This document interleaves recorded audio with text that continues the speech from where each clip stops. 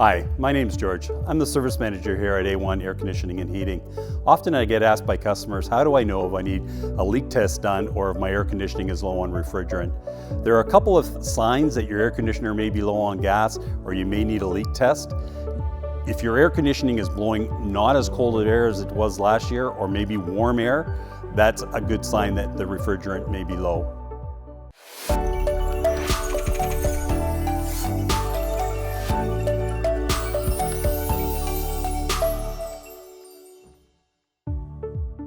There could also be signs of freezing. There could be ice located at the furnace, or you could see ice on the copper line set that's going to the outdoor unit.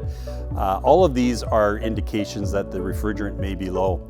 A leak in the air conditioning system is hard to find. Lots of times it's because there's a crack or a joint or a copper hole that's in the system, and that's where the refrigerant would be leaking out, causing it not to perform properly.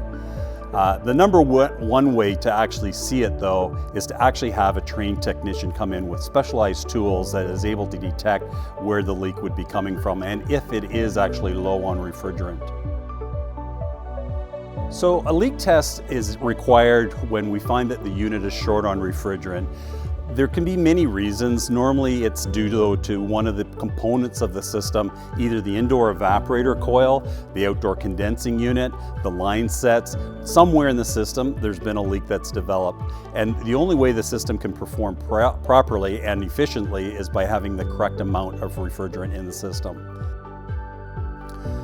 So when an air conditioner is not performing properly and it's due to a lack of refrigerant, the reason we do a leak test is in Canada there is legislation that prevents you from just topping up the refrigerant without finding the leak first.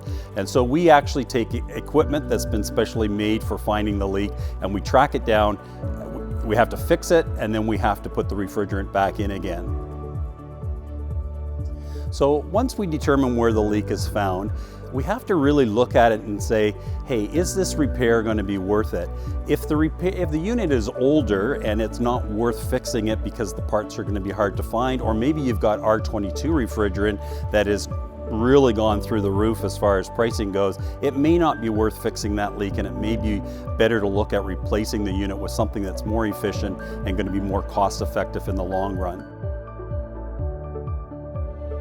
As far as a leak in the refrigerant lines, evaporator, condenser, you can't absolutely do anything that would prevent it entirely, but the best prevention is by having maintenance done on a yearly basis to make sure that the system isn't struggling or overworking to try to do that job and creating additional pressure that would cause that refrigerant to blow through one of the lines.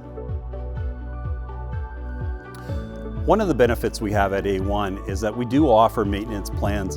Our Super Care plan, which is probably the most popular, it will give you that added assurance and the yearly maintenance done on it. But if a leak does develop, we do look after it and cover it under our maintenance plans.